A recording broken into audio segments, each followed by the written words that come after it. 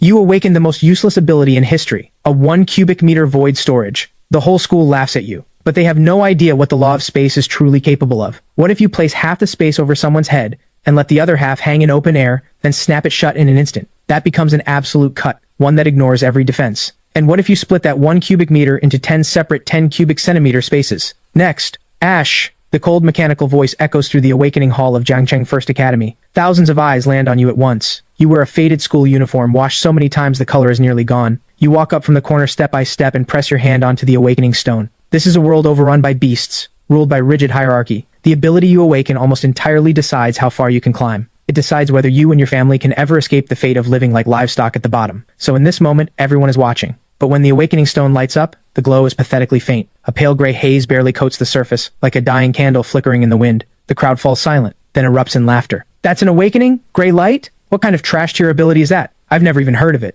Bet it doesn't even hit rank 1. Instructor Wang stares at the words frozen on the display and shakes his head in disappointment. He announces flatly, Ash, awakened ability, rank 1 void storage. Additional note, storage volume, 1 cubic meter. The hall explodes. 1 cubic meter? That's just a pocket-sized box. Even the supply crew would laugh at how little that holds. A slum rat through and through, even his ability reeks of poverty. The jeers slam into you from every direction. But you quietly pull your hand back and stare at those cold words on the screen. No anger on your face, no resentment, just silence. You know it well. When you have no power, emotions are worthless. And then, at exactly this moment, a blinding golden light explodes from backstage and pulls every eye in the room. Young Master Zane, definitely S-rank. The Crimson Lotus Flame. The Zhao bloodline never disappoints. The crowd erupts in awe. Zane, the direct heir of the Zhao family, walks onto the stage wreathed in pale golden flames. He is dressed in luxury, his expression carrying an arrogance he doesn't even bother to hide. Unlike you, he was born standing at the finish line most people will never reach, and now he has awakened one of the most powerful offensive abilities in existence. From this day forward, resources, status, and opportunity will all flow toward him automatically. But he doesn't stop to enjoy the cheers. He walks straight toward you, looks down, and a cruel smirk curls at his mouth. Ash, so it's you, the little rat hiding in the drain. He raises a finger, flame still burning around it, and points at your chest from a distance, each word slow and deliberate. Rank 1 void storage, 1 cubic meter. How fitting, when that poor little sister of yours is gone, you can use it to store her leftovers. The moment he mentions Ava, the stillness in your eyes finally shifts. A thread of cold killing intent flickers through. Zane catches it immediately. His grin stretches wider. What, you got a problem with that? Someone like you, even breathing the same air in Jiangcheng is a waste. He turns to Instructor Wang. Not a request, a command. There's still a scholarship slot to War Academy for low-income students, right? I believe it was meant for him. Instructor Wang's face goes pale. Yes, based on grades and overall evaluation, the slot was originally assigned to Ash. Zane's tone stays flat, but carries the weight of someone who decides who lives and who doesn't. I don't want to see this nobody taking up space in the same school as me. Instructor Wang tries to push back. That's against the rules. Zane lets out a cold laugh. Rules? The flames surge. In Jiangcheng, what the Zhao family says is the rules. The hall goes dead silent. No one speaks up for you. Everyone just watches. Some with pity, some with satisfaction, some waiting eagerly to see you break. But you don't break. You simply lift your eyes and look at Zane. The look is terrifyingly calm, like you're looking at someone who has no future left. That look is exactly what Zane hates most. The grin fades from his face slowly. His voice turns dark. Good. I don't like that look. Get out. Instructor Wang sighs and slides a form toward you. Just sign it. It's a withdrawal form. With an ability like that, staying here serves no purpose. Accept it. Go find work at a factory on the east side. You take the form, glance at it, pick up the pen, and sign your name without a moment of hesitation. You hand it back and turn to leave. Not a single word of protest. Because in your rules for survival, you never waste breath arguing with the already dead. You barely make it through the school gates when the sky turns completely dark. Lightning tears through the clouds and rain slams down without warning, soaking you through in seconds. But you don't seem to feel the cold. You just keep walking, numb. Then the cracked second-hand phone in your pocket buzzes.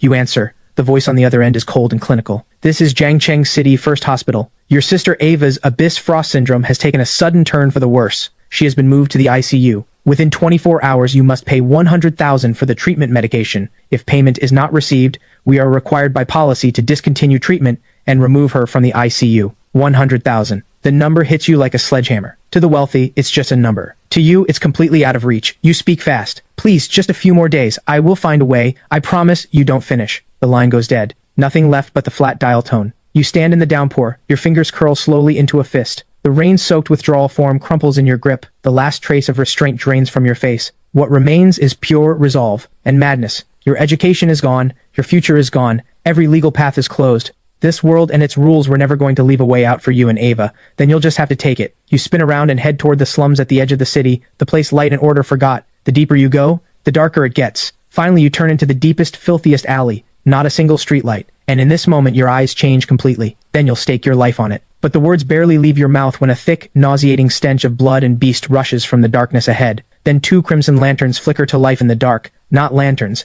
Eyes.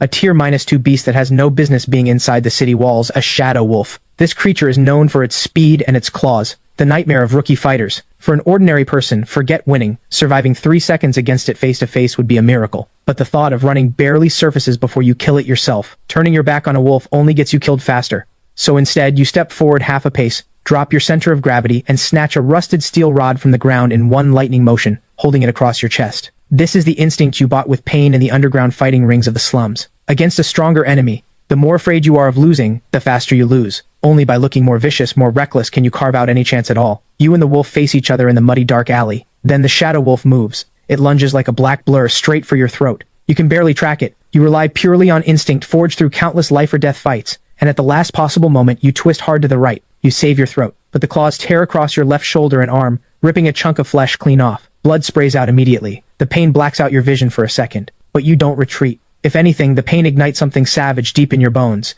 You let out a roar and use the momentum from your twist to drive the steel rod straight at its eye. The strike is fast, vicious, but you underestimate what a tier -2 beast truly is. The shadow wolf wrenches its head aside midair. The rod misses the eye, glances off the skull, and buries less than half an inch before it jams. The shadow wolf howls in pain and fury and whips its head sideways. The rod tears from your grip and you're flung face first into the ground. What follows is a true savage brawl. You and the wolf roll together through sewage and mud. It tears into you again and again with its claws. You fight back like a beast that has completely lost its mind. Fists, elbows, knees, even teeth, targeting every spot that could be fatal. 3 deep gashes open across your back, deep enough to see bone. The shoulder wound keeps bleeding. Strength and awareness drain fast. Your movements slow. Your breathing falls apart. Then the shadow wolf seizes its opening and slams you into the wall. Your skull cracks against the surface and your vision explodes with stars. The next second, its full weight crashes down on you. Its claws pin your shoulders and nail you to the corner. You can't move. It lowers its head. The shadow wolf's jaws are less than 2 inches from your throat. You can see every mark on its fangs. Despair spreads through you like ice. And then, Ava's face flashes in your mind. Pale, but always smiling. Ash, you're going to be the greatest ability user ever. Ash, when I get better, I want those candied fruits from the shop on the south side. You can't lose. If you lose, what happens to Ava? What happens to the 100,000? What happens when the hospital pulls the plug? Just as the shadow wolf opens its jaws to crush your skull, your battered, nearly dead mind drops into a stillness you've never felt before. Pain, fear, desperation, all of it stripped away. Your world narrows to 2 things, the wolf's head closing in, and the ability everyone laughed at, void storage. What is a space? It's a box, invisible, intangible but real, and if it's a box, it has edges. Edges that appear when it opens, and vanish when it closes. A thought, insane beyond all reason, splits through your mind. What if something is caught right inside that edge? Your gaze locks onto the point where the shadow wolf's head meets its neck. The next second, every ounce of focus, every shred of will, every last drop of life force, you pour it all into one single razor-clear thought. Lower half of the space, over the wolf's head. Upper half, in the open air above its neck. Spatial edge, locked precisely at the seam between head and neck. Void storage snaps shut. The weight crushing you suddenly lifts. Then a scalding, thick rush of liquid bursts over your face like a dam breaking. You slump against the wall, gasping like a broken bellows. You look down. Your pupils shrink. The shadow wolf's body still lies across your legs, but its head is gone. The cut at its neck is perfectly smooth, like the work of the sharpest laser imaginable. Fur, vessels, bone, nerves, all sliced clean. Not a single jagged edge. You close your eyes. You sink your awareness into your ability space. The next moment your whole body shudders. The severed wolf head floats in the center of your 1 cubic meter space, perfectly still. Its eyes still hold the fury and shock of its final moment. The cut is just as smooth as the other side. You finally understand. The true terror of your ability was never the storage. It was always the spatial edge itself. Whatever gets caught in that edge, flesh, bone, or steel, will be severed directly by the law of space. This isn't a normal attack. It doesn't care about physics, it doesn't care about defense, it doesn't care about the gap in strength. It is absolute spatial severance at the level of pure law. A tier -2 beast skull is hard enough to shrug off most weapons, and it's still split in 2. From now on, Crimson Lotus Flame, hardening abilities, iron body techniques, none of it means anything if it can't stop the law of space. The ability the world called useless finally bears its true fangs. You stare at the wolf head inside your space. The corner of your mouth slowly pulls back, and finally, you can't hold it back. The wild, desperate joy of tearing a path out of the abyss. A low, unhinged laugh escapes you. Heh, ha ha ha. It echoes through the alley. Part madness, part survival, and part the cold clarity of someone who has finally seen through the hand fate dealt them. But you force yourself calm fast, because right now, what matters isn't joy, it's money. You push through the tearing pain across your body and use your cheap folding knife, working from the rough knowledge you picked up helping dealers process beast materials in the black market, to cut open the shadow wolf's chest. Soon you dig out a fist-sized crystal near its heart, pulsing with a deep blue glow. a tier -2 beast crystal core, a shadow-type crystal core, and a remarkably clean one. On official channels, trading this requires a license, but on the underground black market, it's the hardest currency there is. Conservative estimate, this crystal core is worth at least 300,000. That means Ava's treatment costs are not just covered, there will be a significant amount left over. You store the crystal core in your void storage and quickly clean up the scene. You drag the wolf's remains to an inconspicuous spot near the alley entrance. Scatter some scraps of flesh around it, make it look like another beast fed on it, or like gang cleanup after a fight. Then you peel off the filth-covered school uniform and throw it into the sewage bin. That uniform represented the old you, obedient, rule-following, at everyone's mercy. That identity ends now. You dig through the trash and pull out an oversized black hooded coat. With your last few coins, you buy the cheapest white plastic mask from a street stall. On it is a strange, frozen smile. Hood up, mask on. A completely new figure stares back from the reflection. From this day forward, the student named Ash no longer exists. What remains is a hunter who moves through darkness and shadow. You give yourself a new name, Zero. It means nothing, and it means the start of everything. Half an hour later, you arrive at Jiangsheng's largest underground trading hub, the Black Gold Market. Its entrance is buried deep inside an abandoned underground parking lot. Two heavies stand at the door, their waistlines bulging. Weapons. Obviously, they take one look at you, smiley face mask, beat up coat, and immediately size you up as easy prey. Stop. The scarred one looks you up and down, voice unfriendly. Where'd you crawl out from? Wearing a busted mask like some kind of ghost. You know how things work here? The bald one is more direct. He throws out an arm to block you. Want in? Pay the 100 entry fee first. You stop, you say nothing. Your eyes sweep calmly across both of them and settle on the weapon at the scarred man's hip, less than a meter away. Just right. The scarred man sees you staying silent and reaches for his weapon. But before he can draw it, your focus has already locked onto the middle of the barrel. Space. Open. Spatial edge, over the barrel. Space. Close. Click. Half the barrel drops to the ground. The cut, smooth as a mirror. Both heavies freeze. The scarred man looks at the half weapon in his hand, then at the half barrel on the ground. A chill shoots straight up his spine. They didn't even see what you did. All they saw was a military-grade alloy barrel bitten clean off by something invisible. The unknown is far more terrifying than raw power. The bald one pulls his arm back immediately and forces out a smile. Please, go right in. You don't even glance at them. You walk straight into this lawless world built on nothing but profit. The inside of the Black Gold Market is far larger and far more chaotic than the outside suggests. The air is thick with motor oil, cheap alcohol, and something rotten. Neon lights cut every face in half, one side bright, one side shadow. Mercenaries, black market doctors selling banned drugs, brokers trading intel and bounty lists in dark corners. You waste no time. You head straight for the most impressive three-story building at the center of the market, the Black Gold Guild. Behind the counter, a heavy-set broker is hunched over, polishing a gemstone. Without looking up, he asks, "Selling what?" You don't answer.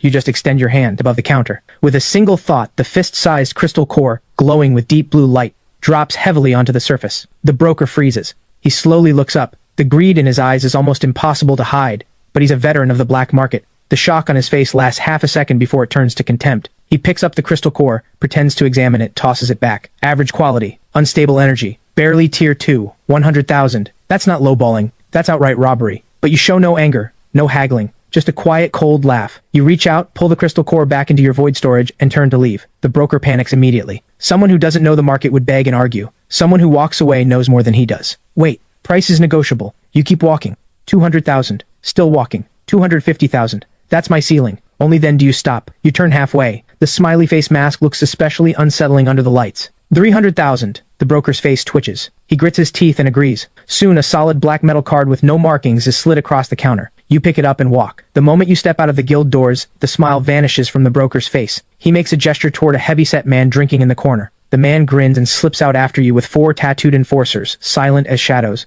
You spotted all 5 tails from the start. More importantly, on the way you test a new application of your ability. You pick up a piece of broken stone and store it in your void storage mid-stride, then release it forward on the very next step. The stone launches out like a bullet, carrying all the momentum from your movement. In that instant you realize, void storage doesn't just cut, it can store and release kinetic energy. A more efficient counterkill plan takes shape immediately. You deliberately lead the 5 of them through the maze of back alleys in the Black Gold Market. Finally you walk into an abandoned 3-level underground parking structure. Dark, isolated, no people, no cameras. Perfect for what needs to be done. Sure enough, the moment you stop, all 5 close in from different directions. Every exit is cut off. The one in front swings an alloy blade, his face full of amusement. Nice little run, he says. Leave the card. Hand over everything you've got. We're in a good mood today. Maybe we'll go easy on you. You turn slowly. The white smiley face mask looks genuinely disturbing under the dim yellow lights. No anger. You ask in a voice so calm it carries no warmth at all. Are your heads worth anything? The man stares for a second. Then his face twists with rage. He grips the blade with both hands and brings it down hard at your skull. The blade screams through the air. Against any normal person, this strike would split them from head to chest.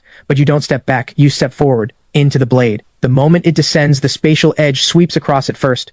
The sharpest half of the blade simply vanishes. The man's arms lurch forward with nothing to stop them. He stumbles. And you've already slipped inside his reach. Space, open, spatial edge over the neck, space close.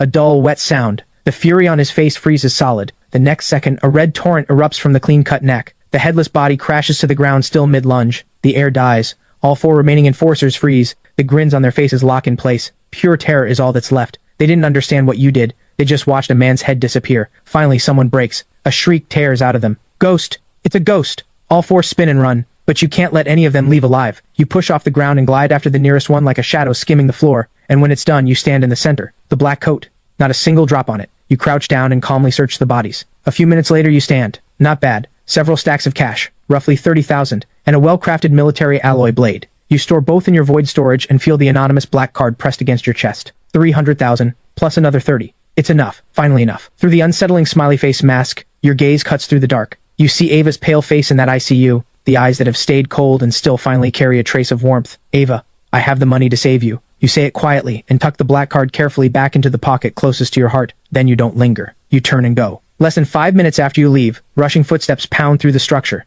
The broker from the Black Gold Guild arrives with over a dozen guards, armed with energy rifles radiating brutal force. They storm into the abandoned lot. Where is he? 5-on-1 and you let him walk? When I get my hands on him, I'll flatten him myself. But the moment he sees what's in front of him, every curse dies in his throat. The flesh on his face trembles. Those small, squinting eyes are now wide open, shot through with red. 5 bodies. 5 bodies with no heads. His best enforcer, the one with the C-rank skin-hardening ability, lies face down in a pool of red like a burst sack. The cut at his neck is smooth as a mirror. A bone-deep chill shoots from the base of the broker's spine straight to the top of his skull. His legs give out. He drops with a thud, right into the cold, thick liquid pooling on the floor. His lips quiver, his teeth chatter. These cuts, he points at the smooth-edged neck. His voice cracks with fear. No burning, no tearing. This is spatial severance. To use the law of space at this level of precision, this is at least peak B rank. A top-tier space-class figure. World level. The broker's mind goes blank. What kind of existence did he just cross? Since when did a god of slaughter arrive in Yangcheng? The night is deep. The rain has stopped. You store the black coat that marks you as 0, the smiley face mask,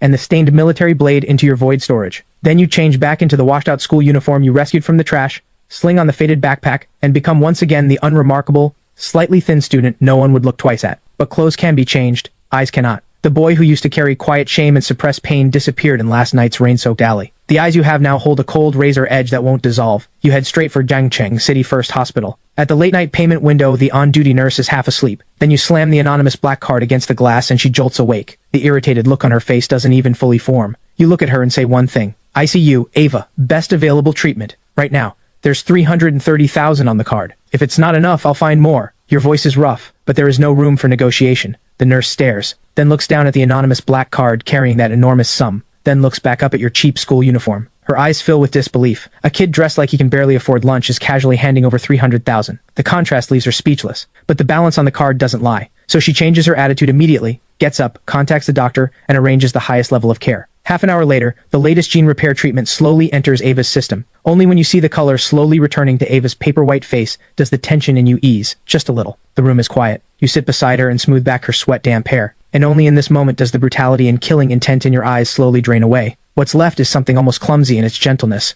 Ava is the only warmth you have in this cold world, and the one thing you'll never let anyone touch. And she lies here frail and sick. Her lashes flutter. She slowly opens her eyes. She takes your hand and asks quietly, "Did you do something dangerous?" She caught the faint but unmistakable smell of iron on you, and she feels the chill coming off you. Nothing like before. Your chest tightens, but you force a gentle smile, ruffle her hair the way you always do, and lie softly. Nothing like that. I just sold the academy slot to some rich kid. Got enough money from it. First priority, getting you treated. The moment Ava hears it, the light in her eyes dims. She knows exactly what that slot meant to you. She knows how many years you bled for it. Her eyes go red. She whispers, "I've only ever held you back." But you just flick her nose lightly and smile the way you always do when you're comforting her. It's just a slot. Gone is gone. I'll still become the strongest with or without school. Stop overthinking. Just focus on getting better. When you're well, I'll take you to get those candied fruits from the south side. Once Ava falls back asleep, you tuck the blanket around her and watch her in silence for a long time. Only when you walk out of the room does the last of that warmth completely leave your face. What replaces it is a killing intent colder than the night outside.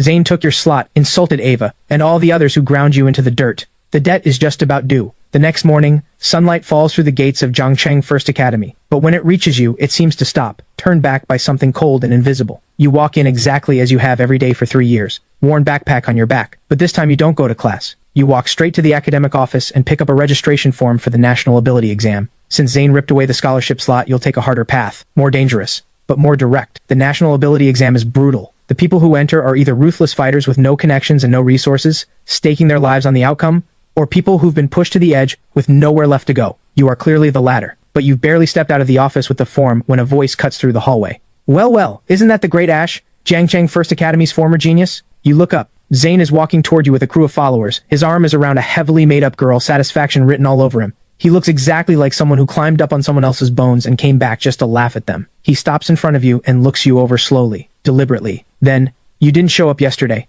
Were you home crying? You don't bother, you turn to walk around him, but Zane grabs your shoulder and his eyes drop to the form in your hand. He snatches it, reads it, freezes for a moment, then bursts out laughing like it's the funniest thing he's ever heard. National Ability Exam registration form? Everyone come look at this. A guy with rank 1 void storage actually thinks he can enter the National Ability Exam. What, tired of living? Planning to go feed yourself to the beasts out there? His voice carries. A crowd forms fast. Some whisper that you must have snapped. Others shake their heads. Entering the National Ability Exam with your ability is no different from choosing to die. And some are simply here for the show, waiting to see if you'll bow your head and accept it again, the way you always have. In their eyes, your past silence and restraint was always just weakness, so they all assume this time will be exactly the same. But that's precisely the moment. Zane drops the form onto the floor and raises his foot. He grinds it under his limited edition tactical boots worth tens of thousands. He twists his heel back and forth, looking down at you, his voice poison. Dead weight belongs where dead weight belongs. This paper is your fantasy. Crushing it is as easy as crushing an ant. In the past, you might have lowered your head, quietly picked it up, and swallowed every bit of the humiliation. But you are not who you used to be. You slowly raise your head.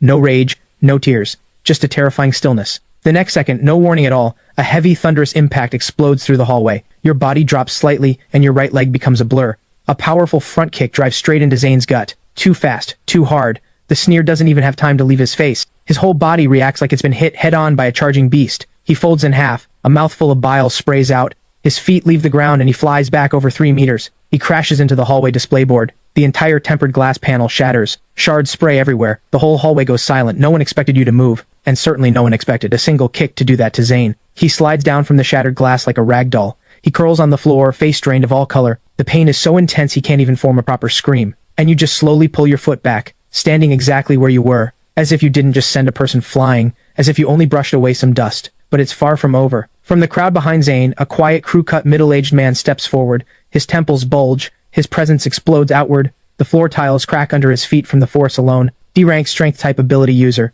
Zane's personal bodyguard. A genuine veteran of the military. You've got nerve, he says. With a roar, he launches himself forward like a cannonball. His massive fist screams through the air, aims straight at your face. The students around you panic all at once, screaming, crying, chaos. Everyone knows a strength-type ability user at this rank can shatter bone with a single hit. But you don't retreat. You step forward, right into the punch, just as it's about to graze your nose, not a hard charge. You slip into his space like water, smooth and strange, locking yourself inside 1 meter. The bodyguard blinks, then smirks. Because in his experience, close range is exactly where a strength-type ability user dominates. He shifts from fist to palm and slams both arms inward, trying to crush you, bones and organs and all. But he has no idea what 1 meter means to you. It's not close range, it's execution range, and invisible spatial ripple passes. You make no extra movement, just a single quiet thought. Space, open, spatial edge, over both arm joints. Space, close. A sickening crack, and every student and teacher in that hallway witnesses something they will never forget. The bodyguard's arms, 1 inch from touching you, sever cleanly at the elbows. Both severed forearms, still held in the crushing position, simply detach from his body. They drop to the floor with 2 dull thuds.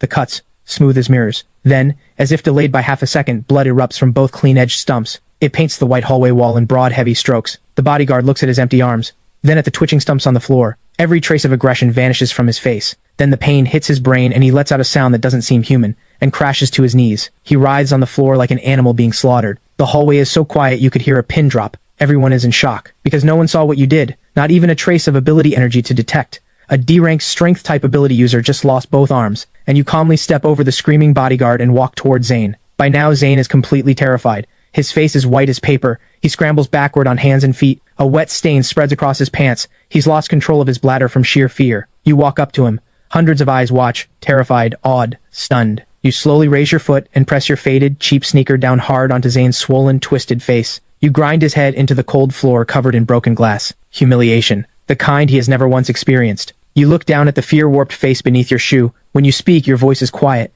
but it cuts through the hallway like a wind from the coldest place on earth, reaching every single person present. I don't want your scholarship slot. At the exam, I will personally destroy everything you're proud of, in front of everyone. You lift your foot slowly. You don't even glance at him again. You turn, bend down, pick up the registration form, covered in boot prints. You dust it off gently and sling your old backpack over your shoulder. You walk away as the crowd parts on its own. Sunlight streams through the hallway windows and stretches your shadow long behind you. Alone, silent, but carrying a weight that makes it almost impossible to look at you directly. Meanwhile, in the principal's office, the principal stares at the security footage replay. His hands are shaking. The image freezes on the moment you severed the bodyguard's arms. No visible power surge, no dramatic energy wave. The spatial ripple is so faint it's almost undetectable. And that is precisely what makes it terrifying. Because it means your ability doesn't fight through force. It operates directly at the level of law. The more the principal watches, the more shaken he becomes. The teacup slips from his hand and shatters on the floor. This is not rank 1 void storage. This is the law of space made physical. In this moment, he finally understands. Jiang Cheng has produced something genuinely monstrous. He hits the emergency button immediately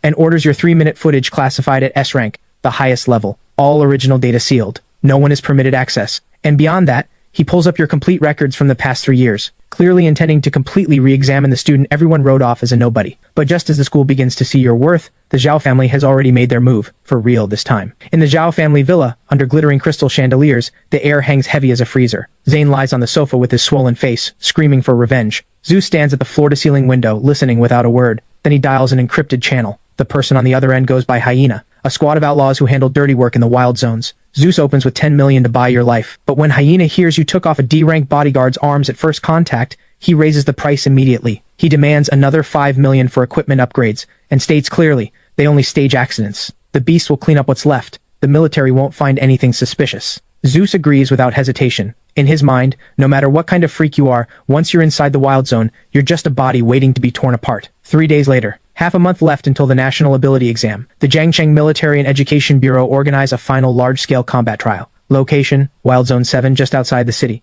This trial drives every senior student into a frenzy, not only because it directly affects their exam evaluation, but because the military has put up an extraordinary reward, especially for first place, a tier -3 energy core of incalculable value, something every ability user alive would kill to have. Military transport vehicles fill the yard. Students cluster in groups of 3 and 5, excited, tense, buzzing with anticipation, and you stand alone in the corner with your worn tactical pack fitting in with no one. After what happened in the hallway, no one dares come within 3 meters of you. You are like a block of ice, like a black hole. People instinctively respect you and instinctively stay away. Then a striking figure pushes through the crowd and stops in front of you. Nova, the top student at Jiangcheng First Academy, widely recognized as the #1 talent, awakened S-rank ice ability. She is always at the center of crowds and praise. She wears a white form-fitting combat suit, ice blue hair vivid in the sunlight, the image of a blade that is both beautiful and deadly. She looks at you. Her tone is part warning, part the casual condescension of someone who has always looked down at others. The Wild Zone isn't school. An E-ranker like you should stick with the main group. Don't throw your life away trying to prove something. From her perspective, this may count as kindness, but to you, kindness built on the assumption that she's above you and you should listen,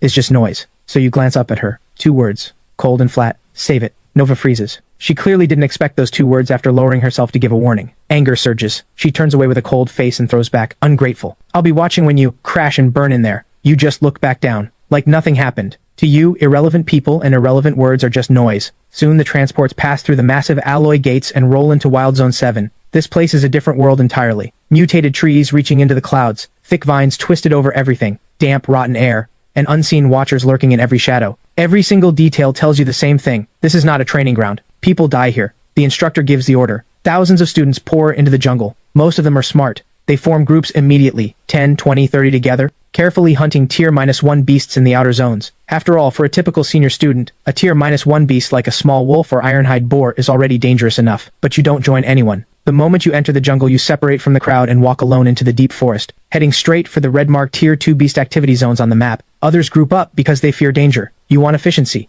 The deep forest is dark. A normal person takes every step braced for something to lunge from behind the trees, but your focus has already spread like an invisible radar. Within 100 meters, nothing moves without you knowing. And so the hunt begins. 30 meters ahead and to the left, a tier -2 lone serpent coils in the branches, flicking its tongue, waiting for prey to walk beneath it. You don't even slow down. As you pass beneath it, the space opens and closes, and its head is simply gone. A tier -2 claw cat tears at a carcass nearby, blindingly fast, lethal striker. But the moment it bursts from the undergrowth, before it even lands, its skull vanishes mid-air. The headless body tumbles forward on momentum alone. Then a tier -2 stone pangolin famous for its defense. its shell hard enough to deflect ordinary blades and axes, but it barely surfaces from the ground before the space cuts through armor and flesh alike, splitting it into two clean halves. Each time you finish a beast, you extract the crystal core and drop it into your void storage. Practiced. Efficient. No wasted motion. The military score bracelet ticks upward fast. 100, 220, 370, 550, 880, past the top 100 and still climbing. Then, just as you pull the crystal core from a freshly killed venomous snake, a chill detonates along your spine. Pure threat recognition, no thinking. Your body moves before your mind does.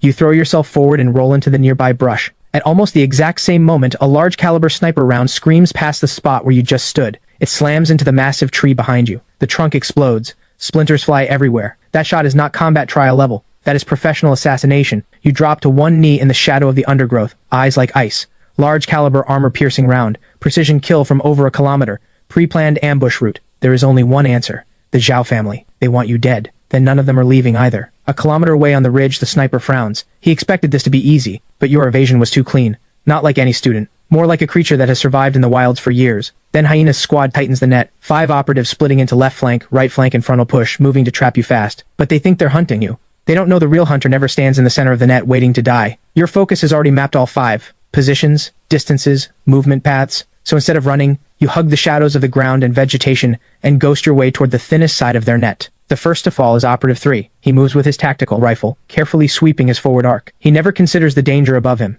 As he passes beneath a massive ancient tree, you drop from the canopy's shadow like a bat hanging upside down. He barely tilts his head up before you're inside 1 meter. Space opens, covers helmet and skull, closes. The sound is barely audible. The operative doesn't get a single word of warning out before everything above his neck is gone. You catch the body and lean it gently against the tree. Not even the sound of a fall. Soon, Operative 4 is ordered to check. He spots the strangely positioned body immediately. He freezes completely. When he tries to report in, his voice trembles. But in that moment of distraction, you slide in from the side shadow, a flash, and take his head. In under 1 minute, Hyena's squad is down 2, both killed without a sound. Even the battle-hardened Hyena is shaken now. He finally understands. This isn't a simple job. This is a demon that Harvest lives in silence. He roars for everyone to converge on him and fully unleashes his ability. C-rank wind ability, Wind Blade Storm. In an instant, countless high-speed rotating cyan wind blades shred outward in every direction. Ancient trees, vines, undergrowth, all shredded like paper. Every place to hide is torn into open wasteland. And finally you're visible in his sightline. Hyena's face splits into a savage grin. He thinks he's finally cornered you. At the same moment,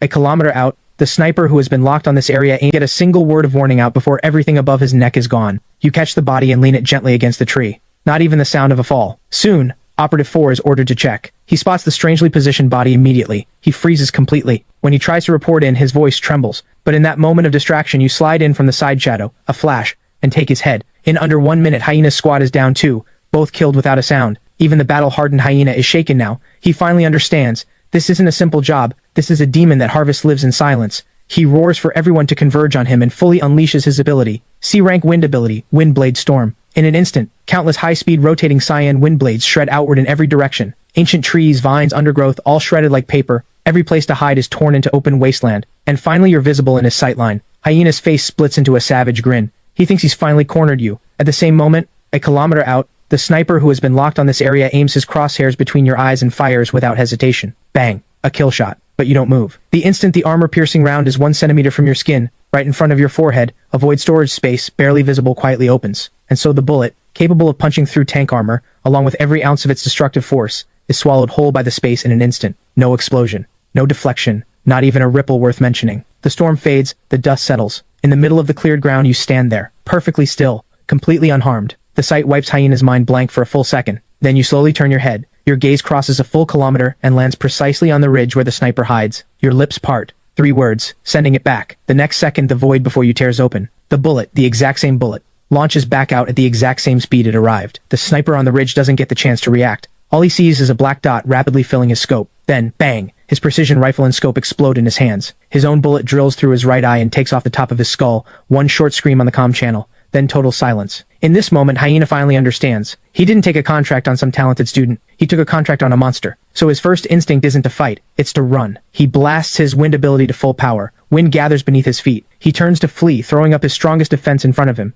The wind wall. But wind is an element. Space is the law that holds elements. Against the true law of space, that wind wall capable of deflecting artillery is no thicker than paper. You walk straight through it, no resistance, no delay, like stepping through a curtain of water, 1 meter. Then you raise your hand, over the head, close. A soft, wet sound. His head leaves his body. His eyes still hold the final expression, pure disbelief and terror. The headless body stands frozen for 2 seconds, then, along with the erupting red torrent, it crashes heavily to the ground. Hyena's squad of 5, all gone. From the first shot to the last head, under 3 minutes. You don't rush to loot, you check the scene first, because you know, people who run this kind of professional dirty operation keep the most valuable thing not in their guns, not in their packs, but in their comms. Sure enough, you find a faintly glowing military communicator tucked into Hyena's tactical vest. The moment you pick it up, Zeus's voice comes through, urgent and dark. Hyena, is it done? Did you use the beast lure I had you prepare? Throw it on him and every tier -2 beast within 10 miles will converge on his location. Nothing left of him.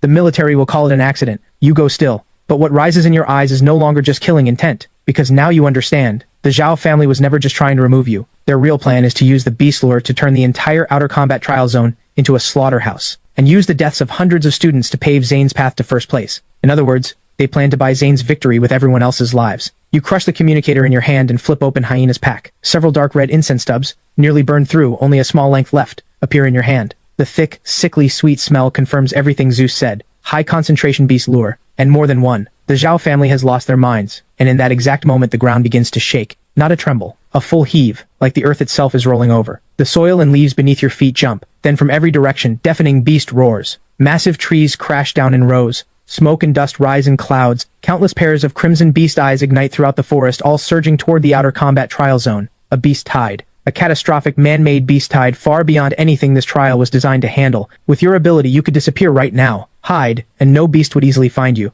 But if the beast tide breaks through the outer camp and kills hundreds of students, the national ability exam, watched by the entire country, will likely be postponed or cancelled entirely. And if that happens, everything you planned, crushing Zane in front of everyone, taking first place, claiming the Tier 3 energy core, will be destroyed by the Zhao family after all. So there is no version of this where you walk away. No one gets to block your path, so you don't retreat. You charge straight toward the beast tide head-on, and at that very same moment, in the outer sea zone of Wild Zone 7, Nova is holding the line with a dozen students. She raises ice wall after ice wall, barely blocking the first wave of horned wolves and ironhide boars. But the walls are already laced with cracks. The beasts outside slam and tear like something has driven them mad. Every student behind the wall has gone pale. They're clearly almost at their limit. Someone is crying, screaming, "What do we do?" Someone else panics and brings up Zane. Didn't he always call himself the strongest? Where is he now? Then a girl shouts through tears, "Forget him." When the horned wolves lunged, he shoved Li Ming in front of him. Then he ran. Those words snuff out the last flicker of hope in everyone. Zane, the one who swaggered around every day, the rich boy who fawned over Nova.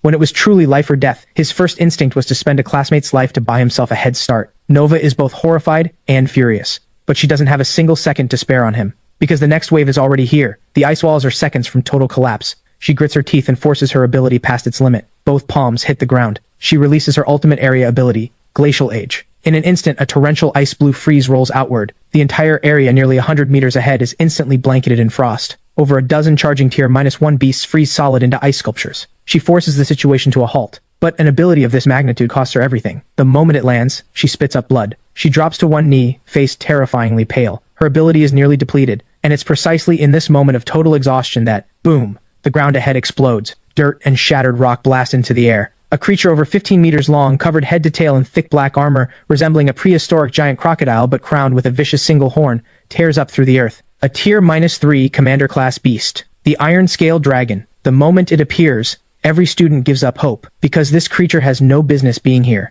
and certainly not something a group of students already pushed to their limit by Tier -1 beasts can handle. Nova knows it too. Her ability is gone. Her body is so weak she can't even lift a finger. All she can do is watch as the Iron Scale Dragon lowers its massive head, opens its fang-lined jaws, and drives them down toward her. The stench of blood and beast slams into her face. Death is inches away. She closes her eyes in despair. And then, a black streak tears through the darkened sky like a meteor, dropping from the treetops dozens of meters above in a way that defies the laws of physics. A thunderous impact shakes the earth again. The black figure lands like a meteorite half a meter in front of Nova. A violent shockwave of air and shattered earth explodes outward. Even the Iron Scale Dragon's massive head is thrown back by the force. Nova's eyes snap open. She sees it. A back. Not broad, not towering, but the kind of back that looks like it could hold up the entire sky. He stands there quietly, wearing a faded backpack. Beneath his feet is a crater half a meter deep. At his side, the Iron Scale Dragon's fang-filled jaws, inches away. Ash. Time feels like it has been pressed on pause. The wind lifts your hair. In your hand is the alloy combat blade taken from Hyena's gear. That figure is not tall, but it stands like a mountain. It stands hard between Nova and the Tier -3 beast, blocking every gust of blood-soaked wind from reaching her. Nova freezes. Then her face changes completely. She cries out, "Ash, are you insane? Run!" That's a Tier -3 beast. Armor-piercing rounds can't even dent its defense. You'll die, but you don't even turn your head. The iron-scaled dragon is fully enraged. It lets out a roar that sends the surrounding students collapsing. Then its bone-spiked tail sweeps like a steel whip, shattering every tree and boulder in its path. To take it head-on is certain death, but to retreat means everyone behind you dies too. In the span of a lightning flash, your mind completes the calculation. 1 cubic meter of void storage cannot fit this creature's entire head. Standard spatial cutting is useless against it. To kill it, you have to go for the weakest point. Strike at the core. So, in the instant before that steel whip tail connects, your body folds backward at an impossible angle, dodging the strike with barely a breath to spare. Then instead of retreating, you use the position to push off with both legs, and launch yourself at the iron-scaled dragon like a cannonball fired in reverse. Nova watches, face white as chalk. To her, this isn't a battle charge. It's suicide. Sure enough, the iron-scaled dragon sees the miss and lifts a claw the size of a small truck to crush you from above. But just as the shadow fully swallows you, your charging body drops to the ground. You slide through the gap between the falling claw in a full extension dive and land directly beneath its underbelly. Boom! The claw hits the ground and craters it. Nova watches through her fingers, completely stunned. She knows the underbelly is the iron-scaled dragon's relatively weakest point, but only relatively. The scales there are still absurdly thick. No ordinary attack can penetrate them, but you were never planning to break through the belly. The space is tight. Foul, sticky fluid and dirt drip down constantly. You steady yourself, toss aside the alloy blade, useless now, then raise your head. Your focus locks onto the violently pulsing heart inside its chest. The next second, you slowly raise both hands and press them hard against the cold, rigid scales. Not a slash. Not a charge-up, a touch that is almost eerily gentle. In complete silence, a spatial ripple passes through the scales, and opens directly inside the iron-scaled dragon's chest cavity. In this moment, your eyes are cold as a verdict. Collapse. The command drops. 1 cubic meter of absolute void space wraps precisely around a heart the size of a car, then snaps shut. A deep, muffled severing sound comes from inside its body. The iron-scaled dragon's earth-shaking roar cuts off instantly. Its massive body locks up. The rage and madness drain from its crimson pupils. What remains is a blank primal terror. Its exterior is completely unharmed, but it can feel it. The source of all its power has simply vanished, and you've already used that frozen moment to slide out from beneath it. You don't even look back. 2 seconds later, boom, the mountain of steel and scale completely loses all support and crashes to the ground with a force that shakes the earth. Through the rising dust and smoke, Nova stares blankly at the creature. No wound anywhere on its exterior, yet completely lifeless. She feels like her soul has been hollowed out. Her ability couldn't even buy a moment's delay. But the one everyone mocked as an E rank, nobody just killed it with a single touch. This isn't a gap in power. This is something she fundamentally cannot understand. And you've already walked to the beast's side. A single thought, and a heart the size of a tire, sliced clean at the top with a mirror-smooth cut, drops with a thud into the mud. You reach in expressionlessly, and pull out a fist-sized crystal, solid black, with something like flowing lava churning inside its diamond shape. A Tier 3 beast crystal core. Nova finally manages to pull herself together. Her voice comes out dry. Ash, what in the world have you been through? But you only give her a cold glance and say, move. That shuts down every question she had. Then you grab the iron-scaled dragon's jagged horn, take a deep breath, and haul the creature dozens of tons of dead weight off the ground, carrying it one step at a time toward the combat trial camp. That figure, not tall, not broad, dragging a mountain of a beast through the dark forest and the roar of the beast tide, looks like a scene from a myth. Nova watches in a daze, then thinks of Zane abandoning his classmates to save himself, and the disgust and contempt inside her nearly hits its peak. At the same time, your back burns itself into her memory like a brand. And at the same time, the temporary camp in Wild Zone 7 has descended into chaos. The outer defense line is on the verge of collapse. Soldiers desperately try to organize a student retreat. Inside the command center, the colonel stares at the massive red signals closing in on the radar. His face is iron. He's in the middle of tearing into the intelligence unit when Zane comes crawling and stumbling through the entrance and collapses on the ground, sobbing and shouting, "Colonel,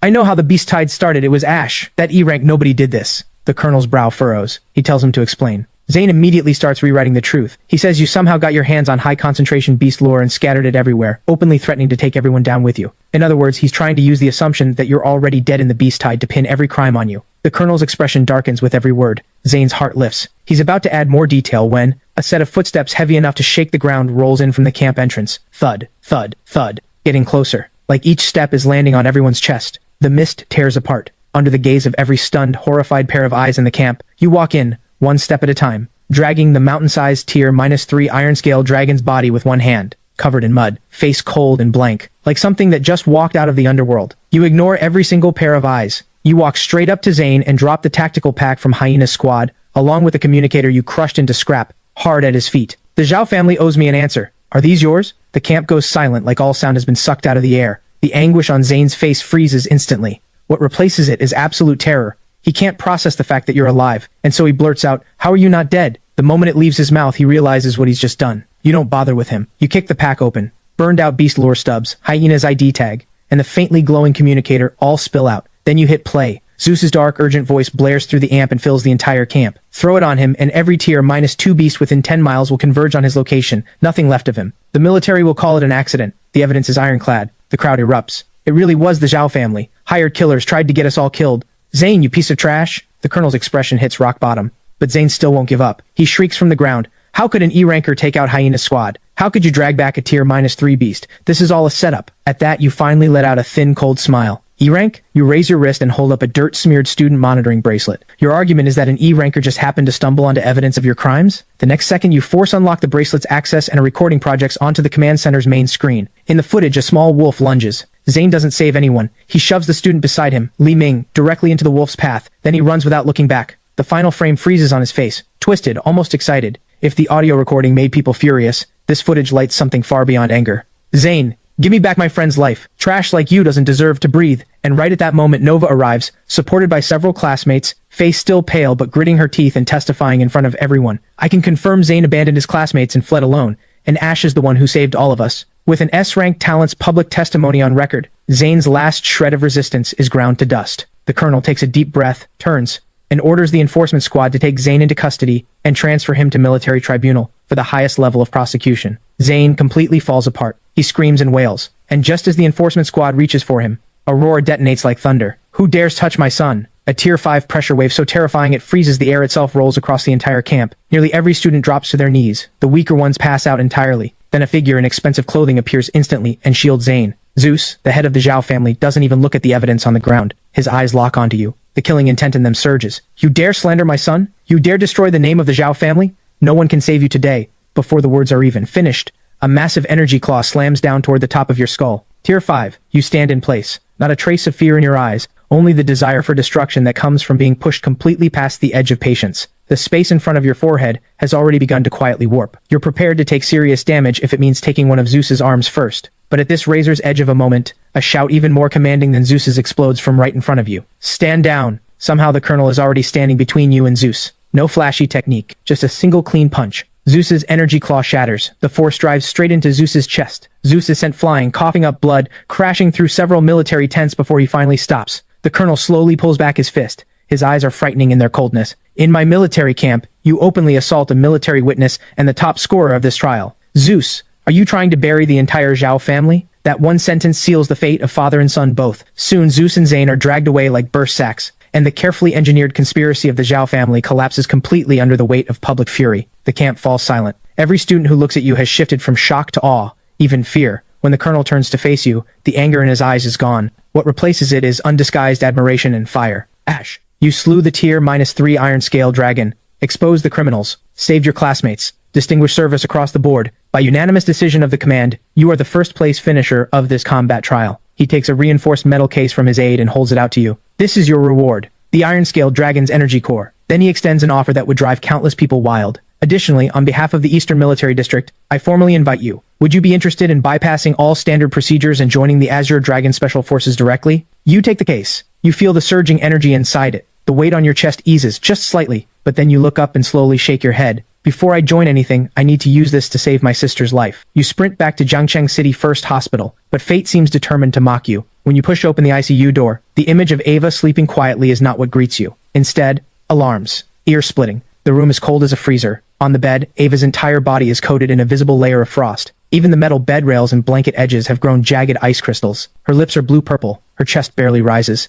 Every monitor reading is flashing red. Your mind goes blank with a single sharp ring. You rush to the attending doctor, voice raw. What happened? She was stable when I left. The doctor speaks so fast he's nearly breathless. Mutation. Your sister's Abyss Frost syndrome has suddenly mutated into a malignant form. The cold energy is behaving like it has its own will. It's rejecting and consuming every form of external energy we try to introduce. The stabilizing energy solution we just administered. All of it froze solid. Then he looks at the metal case in your hand. His eyes hold both desperate hope and dread. The Tier 3 Dragon Core's energy is far too violent. Using it now won't save her. It'll make things worse. It will detonate the cold energy inside her and turn her into ice on the spot. Those words shatter the hope you fought your way here to hold. You stand frozen, slowly looking toward the small girl on the bed, frost even on her eyelashes, and every emotion drains from your face. What remains is the calm that comes after total devastation. Then what do? The doctor swallows hard and forces out the only answer. Within 3 days, you must find a Tier 4 Frost Soul Crystal Core, one whose attributes perfectly match and whose energy is absolutely pure. Only that can soothe the mutated cold energy inside her. Not fight it. That's the only chance. 3 days. A Tier 4 Frost Soul Crystal Core. That's nearly impossible. Tier 4 crystal cores are classified as strategic assets, and a Frost Soul Core is among the rarest of the rare even within Tier 4. The open market almost certainly won't have one. Even if the military stockpile does, it's not something you can access right now. So you stop asking pointless questions. You walk out of the room in silence, stop at the end of the corridor, and pull out the old black phone. You send an encrypted message, seeking Tier 4 Frost Soul Crystal Core, 3-day limit, no price ceiling. The reply comes back almost instantly. Open market, none. Military stockpile 3 available. Access level insufficient. Only lead tonight at Jiangcheng's underground arena, the Slaughter Court. The 100-kill challenge. Grand prize for the final winner. The Slaughter Court is the most brutal, most lawless place in Jiangcheng's underground world. The 100-kill challenge means fighting 100 combatants in a single night. All selected from prisons, battlefields, and wasteland ruins. No stopping until someone is dead. No breaks. In 100 years, only 3 people have ever succeeded. The failure rate is essentially 100%. But you look once at the ICU door with its blinking red light, and every trace of hesitation disappears from your eyes. If there's no other choice, then you'll cut one open. Midnight. An abandoned steel foundry in the old industrial district has been converted into a massive underground arena. The air is thick with sweat, cheap alcohol, and something worse. The music is deafening. Thousands of spectators howl like something has broken inside them. When you walk into the backstage registration area wearing that pale, frozen smiley face mask, the tattooed registrar takes one look at you and laughs you off. Get out of here. This is the Slaughter Court, not a playground for kids. You don't bother arguing. You pick up the blood contract, already stained, and bite down hard on your own thumb. Blood wells up. You press the warm, bloody thumbprint down hard onto the signature line without expression. Then you look up through the mask and say, "Enough. Get me 100 fighters, all at once or one by one. Your call." That man has worked the Slaughter Court for over a decade. He's seen outlaws. He's seen madmen. But your look sends a chill straight down his back. He doesn't say another word. He just hands you a black number tag. 9527. You turn and walk toward the iron door that leads to hell. First opponent, Black Ape, peak Tier 2 beast transformation ability user, over 2.5 meters tall, covered in black fur, strength off the charts, known for savagery. The crowd is jeering and laughing, sure someone as slight as you has nothing to offer. Then the referee calls, "Start." Black Ape roars and lunges. Its massive paw nearly caves your skull in on the spot. But the moment before it connects, you simply tilt your body and let that massive form slip past you. A soft sound. Black Ape crashes into the cage wall, and then, under thousands of watching eyes, its head, still wearing a savage grin, slides cleanly off its neck. Total silence first, then it explodes. The name 9527 echoes through the Slaughter Court for the first time. But then, match 2, match 5, match 10, match 37. Everyone slowly realizes they're not watching a fight, they're watching a harvest. A speed-type ability user becomes a blur of motion, and the moment they get close, their body splits in two. A flame controller blankets the air in fire. You walk through it like parting a curtain. You reach him. The next second, his head rolls across the floor. After that, whether they charge hard, ambush, or surround you from range, the result is always the same. One strike, dead. No extra moves, no dramatic clash, not even anything that could really be called a fight. You simply get close, and they fall. So the cheers in the crowd grow quieter and quieter, replaced by suffocated silence and the sound of breath being pulled in sharply, because everyone can see it now. You're not here for the 100-kill challenge. You're here to clear the floor. You're harvesting. When the 99th match ends, the referee announces in a trembling voice, "Winner, 9527. You stand in the center of the fallen. The ground beneath you is entirely red. The pale smiley face mask has long since been stained deep red. And you stand there, breathing rate not even slightly off. The entire Slaughter Court is dead silent. Meanwhile, up in the top-level private suite, the Slaughter Court's owner, Boss Jin, wears a dangerously dark expression. The Tier 4 Frost Soul Crystal Core was placed here by a powerful figure from the provincial capital as a showpiece.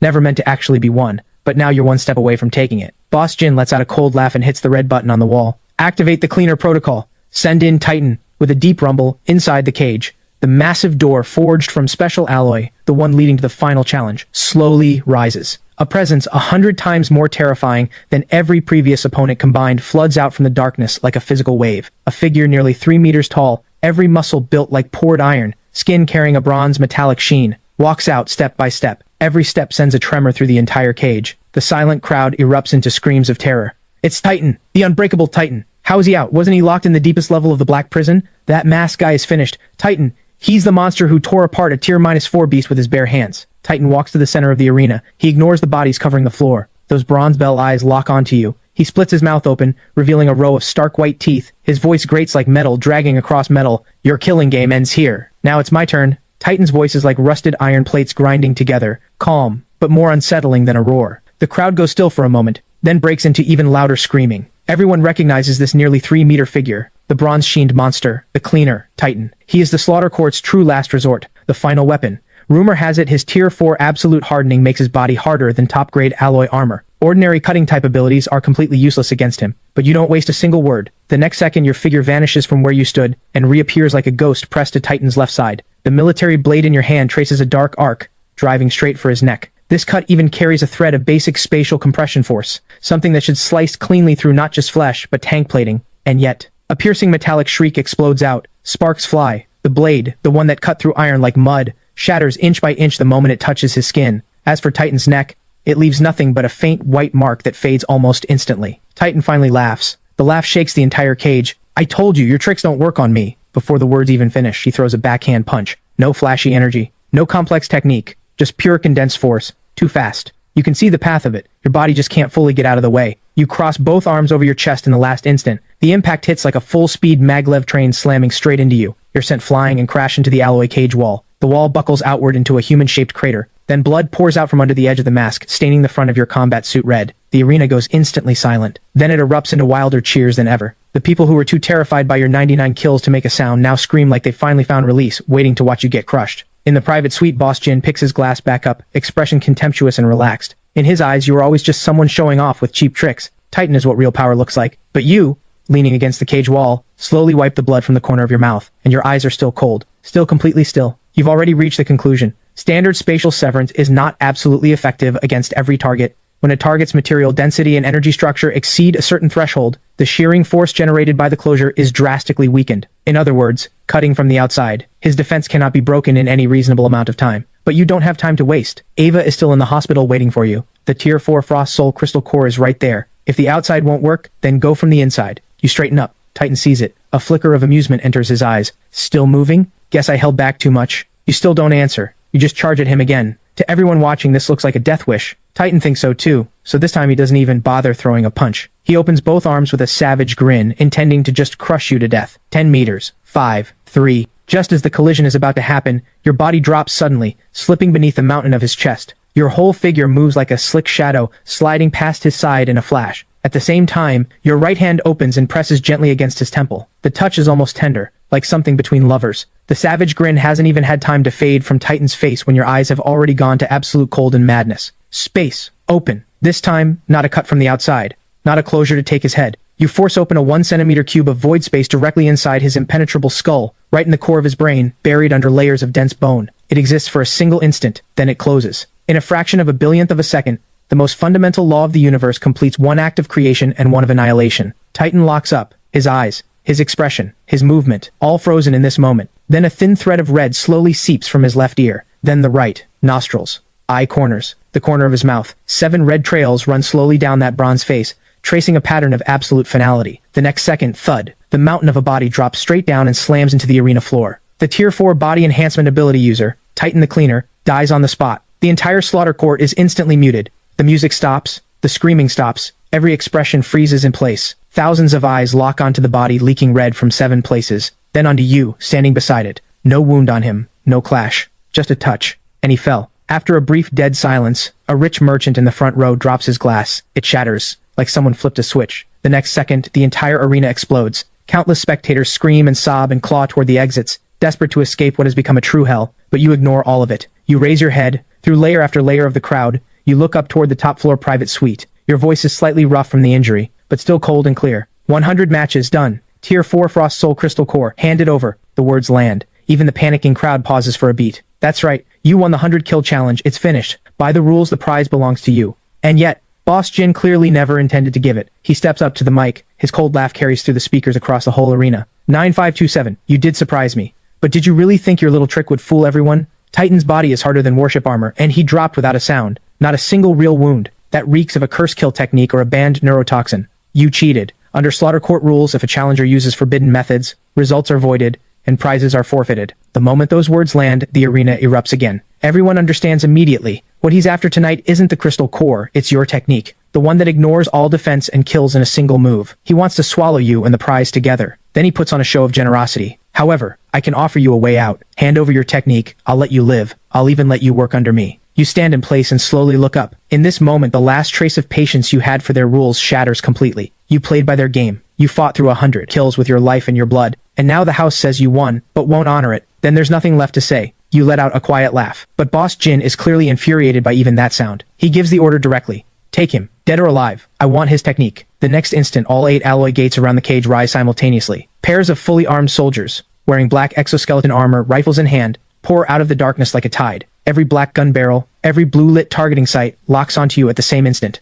A full 100, and every single one a seasoned veteran. The audience collapses entirely. The surviving spectators pound on the doors like madmen. Everyone knows, once the slaughter court, the cleaner, and the private army are all deployed, this place becomes a genuine slaughterhouse. And you stand in the center of the encirclement. You slowly drop the shattered remains of the blade. If they won't follow rules, then your rules are the rules. Open fire. At the captain's command, over 100 rifles fire simultaneously. A dense storm of hardened rounds tears through the air, weaving a death net from every direction with no blind spots. Your figure is swallowed entirely. Gunsmoke, fire, and shrieking metal erupt all at once. But when the gunfire stops, you are still standing exactly where you were, completely unharmed. Within 1 meter of your body, the space is warped into something resembling a hall of mirrors. Strange and distorted, over 1,000 hardened rounds, each capable of punching through a tank, have all been swallowed into the warped zone. They hang suspended in the air like insects trapped in amber, their kinetic energy stripped away and locked, and as they press and grind against each other in that confined space, the rounds begin to glow red, humming without stop. Every soldier freezes. They've seen bulletproof shields, energy barriers, ability users who take bullets with their body, but no one has ever made bullets stop in midair. This isn't defense. This is imprisonment. You raise your hand. You close your fist gently toward the space holding that suspended storm of death. Now it's my turn. The next second you spin. Your arm sweeps out. The space holding over 1,000 glowing rounds is hurled directly into the densest formation of soldiers on the left. At the same moment, the space snaps back to normal. Every unit of stolen kinetic energy is returned at once. No gunshots, just a wall of air-tearing shrieks as those rounds fly back faster than they came. They form a fan-shaped curtain of red. The front rows of soldiers don't even get the chance to react. Exoskeleton armor, bone, flesh, all of it meaningless in this instant. A burst of red mist explodes and paints the entire arena crimson. The survivors lose their minds on the spot. Some fall back, some scream, some hurl high-explosive grenades and fire bottles, trying to drown you in sheer firepower. But you don't even look. Explosions, flames, shockwaves, flying shrapnel, none of it touches you. All of it is swallowed once again by the warped space. The 1 cubic meter space at this moment is like a small star on the verge of going critical, packed full of raw, violent, explosive energy. Then you walk into it. You stroll through the wall of fire like you're taking a walk through a park. You close in on the completely shattered soldier formation. Your eyes lock onto the captain trying to flee. Then you release your hold on the space. Boom. The maximally compressed explosive energy releases in an instant. Centered on you, it sweeps outward in a radius of over 10 meters. Soldiers caught directly in front are vaporized along with their armor on the spot. Those on the outer edge are first ignited by the heat, then torn apart by the mass of high-speed shrapnel. Their screams are shredded before they can even fully form. This is no longer a fight. This is a slaughter. Your space has become the most terrifying mobile arsenal imaginable. The stronger the enemy's firepower, the more lethal the attack you return. The so-called advantage of numbers. Firepower suppression. In front of the true law of space, these are nothing but a joke. Soon the entire arena holds nothing but the sound of suffering and burning. The captain who barely survived the first wave drags half a charred body up toward the top floor suite on hands and feet, crying out for help. Inside the suite, Boss Jin has collapsed into the sofa, staring at the hell on the security monitors. His face holds nothing but naked fear. He used to think you just learned some hidden killing move, but now he finally understands.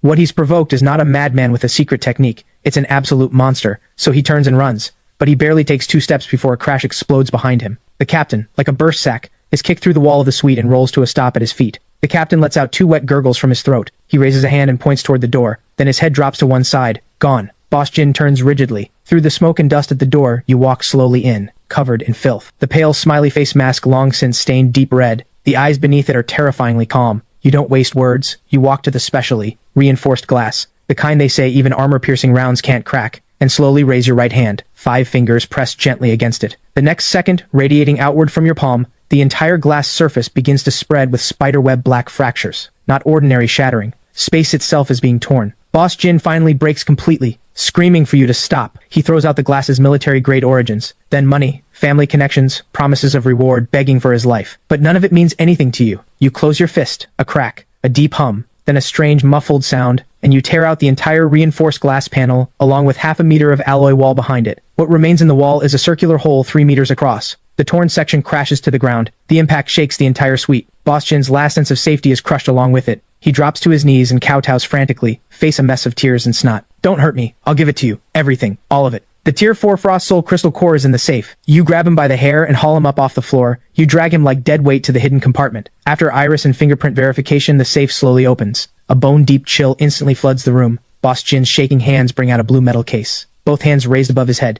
You take the case, flip it open with one hand. Inside, a fist-sized crystal core, completely translucent, with what looks like a churning ice blue storm rotating inside it. Its purity is so absolute that the spatial force inside you trembles slightly in response. It's real. You immediately store it in your void storage. Boss Jin, seeing the item handed over, tries to keep begging for his life. He even drops the name of the Wang family from the provincial capital, trying to use connections to buy his survival. But before the words are finished, an invisible edge flashes by. His voice cuts off. His head and body separate in an instant. It rolls and hits the floor. The blood inside erupts and splashes across half your body. You kick the still twitching remains aside and speak in a tone so flat it carries no temperature at all. I don't care who you are. I eliminate threats at the root. Leave it standing and it will eventually come back to bite you. You learned that in the dark alleys of the slums long ago. With the item secured, you don't leave right away. You slice open the main gas line in the corner of the wall. High-pressure gas hisses out and fills the suite within seconds. Then you flick a lighter. You toss the small flame into that luxurious, corrupt tomb. Then you turn. You walk out without looking back. Seconds later, a world-shaking explosion detonates from the top floor. Flames and shockwaves sweep through the entire underground slaughter court like an enraged dragon. Steel twists. Walls collapse. The place that consumed countless lives finally meets the end it deserves, and you walk toward the stairs leading to the surface, the fire and heat pressing at your back with every step. When you push open the heavy iron door, blinding morning light falls across your face. You reach up and slowly pull off the deep red-stained smiley face mask, revealing a slightly pale but sharp and cold young face. The Frost Soul crystal core is yours. Next, save Ava. As for everything else, those debts will be settled another day. In the early hours, you practically burst through the hospital's silence. The on-duty doctor is half asleep when you slam the cold blue case containing the Tier -4 Frost Soul crystal core down onto his desk. He snaps fully awake. Even his voice shifts in pitch. A Tier 4 Frost Soul crystal core. Within moments, the entire intensive care ward is blazing with light. Top physicians, sterile labs, dilution procedures, energy guidance. Every procedure that would normally be impossible to rush at this hour is set into motion by the sheer weight of what you've brought. You stand outside the sterile observation room. Through the glass, you watch Ava on the bed without blinking. Diluted ice blue energy is fed into her body through precision instruments, little by little. At first, the life readings on the monitors are still wildly unstable. You can almost hear your own heartbeat pounding. But then, after a moment, the change comes. The deadly frost on her face slowly begins to fade. The blue-purple in her lips comes back to color. Little by little, the heartbeat that was barely a whisper starts to normalize. The wall of blaring alarms in the room goes out one by one. Until the first light of morning falls through the corridor, the attending doctor finally pulls off his mask, exhausted, but unable to hide the excitement beneath it. We did it. Her body functions have stabilized. All she needs now is rest and recovery. When you hear those words, the tension wound through you for half a month finally releases completely. An avalanche of exhaustion buries you in an instant. You sit at the side of the bed and look at Ava, her sleeping face finally touched with a hint of color again. Your eyelids can't hold anymore. You fall into a deep, heavy sleep. It's the most peaceful sleep you've had in a very long time. But you don't know. After the massive Tier 4 frost energy stabilizes Ava's life, a tiny fraction of it remains behind inside her body. That thread of energy, pure beyond measure, flows silently into your body through some inexplicable bond between siblings. To the full Tier 4 crystal core, this residual trace is negligible. But to you, in this moment, it is enough to trigger a true transformation. At some unknown point later, you jolt awake. First, sharp, piercing pain like a steel needle stirring through your mind. Then it's completely swallowed by a sensation like the ascension of your very soul. You feel it clearly. The invisible barrier deep in your mind that has always capped your spatial ability is shattered by this incoming energy. Mental threshold broken. Spatial control surges. You look inward at your ability core immediately. Your breath catches for a moment. The space that was once just 1 cubic meter is being torn open as if by an invisible hand, expanding. The volume explodes. 2 cubic meters, 5, 10. In a matter of seconds, the space that used to be a small box has expanded into something the size of a warehouse. But that isn't even the most important part. At the moment the expansion completes, a brand new law imprint quietly burns itself into the core of your space. You shift your focus slightly and pull a glass of water from the bedside table into the space. Then you activate the new imprint. A deep hum. The water inside, which was still rippling, freezes solid in an instant. Even a water droplet that was midway through falling hangs suspended in the air. Time inside that space seems to have been pressed on pause. You understand immediately what this new ability means. Absolute stasis. Any non-living matter or energy form drawn into the space will have its state absolutely locked. If a living creature is forcibly pulled in, its biological activity inside the space approaches zero, the equivalent of being locked in a cage where time has stopped. And what does that mean? It means you can now store not just more bullets, fire, explosions, and shockwaves, but in the moment an enemy strikes, you can pull the attack, and even parts of their body, directly into the space. And even more terrifying, you can briefly pull a part of your own body into the space and release it from a completely different point, creating strikes that look almost like teleportation. This is no longer a change in degree, it's a change in kind.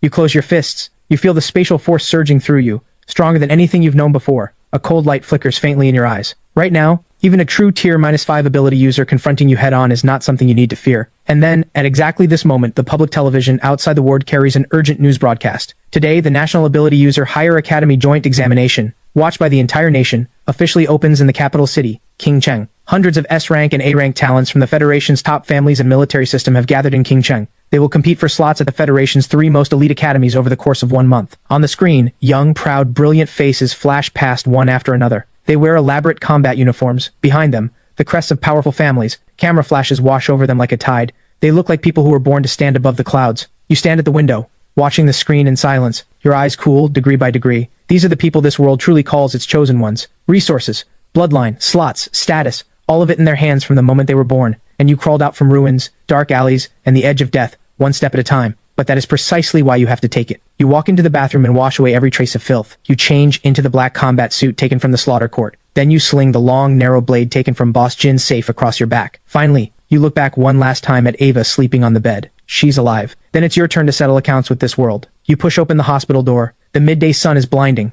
but you just narrow your eyes and step out. Yangcheng, this place full of darkness and struggle, was only ever a beginner's zone. The real hunting ground is Qingcheng. The game of making those untouchable geniuses feel despair has only just begun.